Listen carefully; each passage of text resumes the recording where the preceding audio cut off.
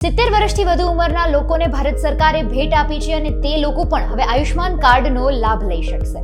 કેન્દ્રીય મંત્રી અશ્વિની વૈષ્ણવે માહિતી આપતા જણાવ્યું કે 70 વર્ષથી વધુ વયના વરિષ્ઠ નાગરિકો પણ આયુષ્માન કાર્ડમાં સામેલ કરવામાં આવશે અને આ નિર્ણયનો ઉદ્દેશ્ય 4.5 કરોડ પરિવારોના 6 કરોડ વરિષ્ઠ નાગરિકોને મફત સ્વાસ્થ્ય વીમા કવચનો લાભ આપવાનો છે.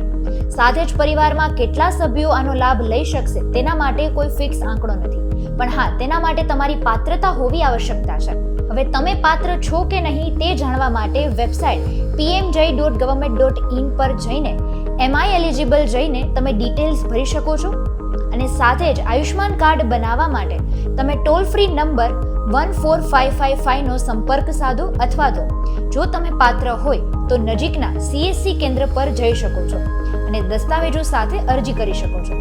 દસ્તાવેજોમાં આધાર કાર્ડ, રહેઠાણનું પ્રમાણપત્ર, રાશન કાર્ડ સિવાય એક સક્રિય મોબાઈલ નંબર આવશ્યક છે.